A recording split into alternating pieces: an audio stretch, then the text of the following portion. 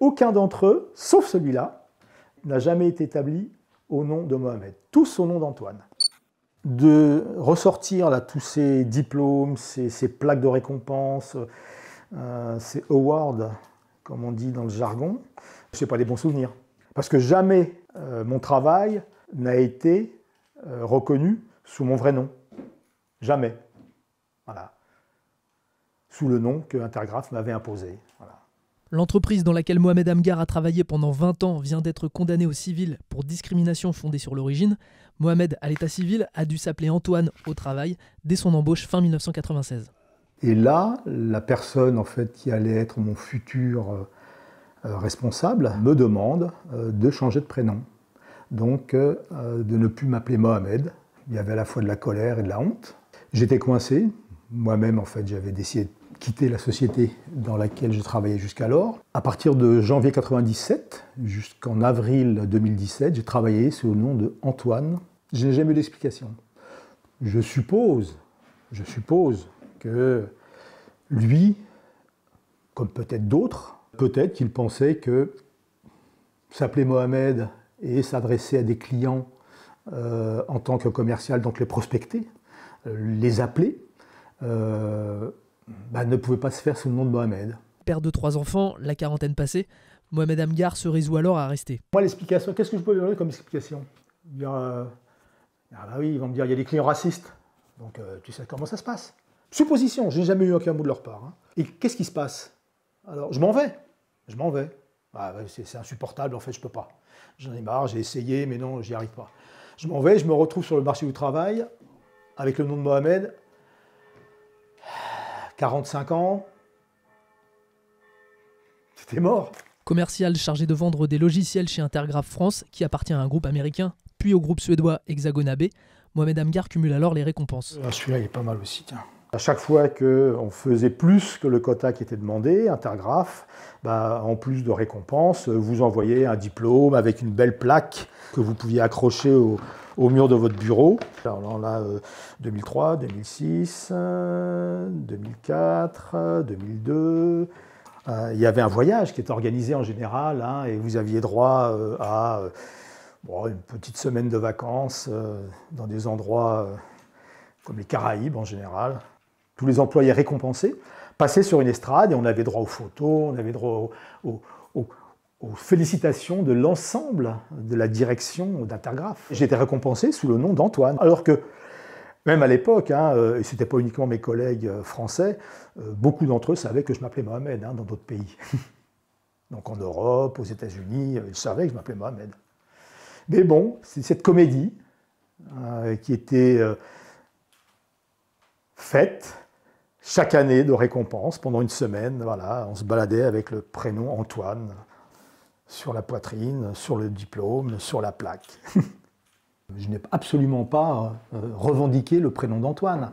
Et j'ai mis au clair les choses avec la plupart de mes collègues qui, pour certains, ont accepté de m'appeler Mohamed, et puis pour d'autres, qui pendant 20 ans, parce que j'en ai fréquenté pendant 20 ans aussi, des collègues, ne m'ont jamais appelé autrement qu'Antoine. Donc tous les jours, ils m'appelaient Antoine. Les scènes lunaires, c'était quoi? C'était par exemple, je retrouvais d'anciens clients, puisque dans mon activité précédente, il y avait des clients qui étaient les mêmes que ceux que j'ai retrouvés ensuite chez Intergraph. Alors donc oui, pour eux, c'était la gêne, d'abord la surprise et puis la gêne. Ils ne comprenaient absolument pas la situation, ils étaient révoltés pour certains d'entre eux, quoi. Mes 243 fiches de paye Intergraph portaient le nom de Antoine.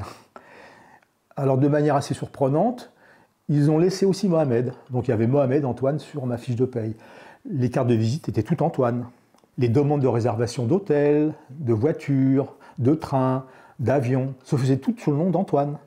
Jusqu'au jour où j'ai eu un problème, parce que je me suis présenté avec un billet pour les États-Unis, avec le nom de Antoine sur le billet, alors que mon passeport français, c'était Mohamed. Donc j'ai réussi à embarquer, on l'était encore avant 2001, mais le gars m'a dit, vous embarquez aujourd'hui, mais la prochaine fois, vous ne pourrez pas embarquer. Mon épouse était au courant, mes frères et sœurs étaient au courant, mais mon père et ma mère ne l'étaient pas. Voilà. Parce que c'était honteux. C'est honteux, hein. Vous portez cette honte d'avoir dû accepter de changer le prénom que vous ont donné vos parents et celui que vous portez. Voilà, c'est votre identité. C'est comme ça. Je m'étais dit, un jour peut-être, ils devront répondre de ce qu'ils ont fait. Carte de visite, badge d'accès au salon, tous les éléments qui permettaient de nous identifier dans les salons ou à l'extérieur étaient toutes au nom de Antoine Amghar. Si je garde tout ça, c'est pas pour me rappeler des bons souvenirs. Hein.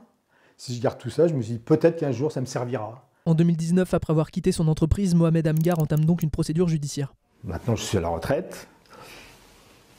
Ça ne changera pas grand-chose pour moi maintenant. Mais malgré tout, il y a quand même une sorte de réparation symbolique, et voire plus, qui doit être faite.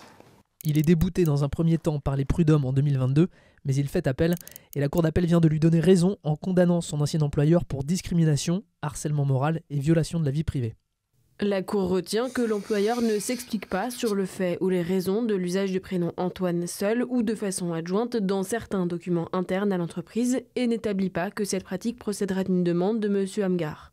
Il fallait que je le fasse. Donc de l'avoir fait, voilà, ça pose un truc par rapport à la situation de gens comme moi aussi. Parce que bon, ça va au-delà de mon propre cas. Mais la blessure est toujours là. Voilà. Oui, on va dire que ça apaise. C'est un pansement. Voilà. Au total, en fait, entre les dommages à payer pour la LICRA et moi-même, on doit avoisiner les 50 000 €. Pour moi, c'est moins de 30 000 €. Je pense que c'est absolument pas dissuasif. Voilà. En dehors de la honte méritée par Intergraph d'avoir laissé ces faits prolonger pendant 20 ans, ces dommages sont faibles. C'est pas dissuasif. C'est absolument pas dissuasif. Pour une société comme celle-là, qui est une société milliardaire en chiffre d'affaires et en dizaines de milliers d'employés, c'est peu. C'est rien en fait. Hein. Contacté, Intergraph France n'a pas souhaité faire de commentaires. Hexagone, le groupe suédois auquel appartient Intergraph depuis 2010, nous a répondu par mail. Hexagone a pour principe de ne pas commenter les procédures judiciaires. Nous restons fermement engagés à favoriser un environnement inclusif et respectueux pour la totalité de nos effectifs, de plus de 24 000 personnes.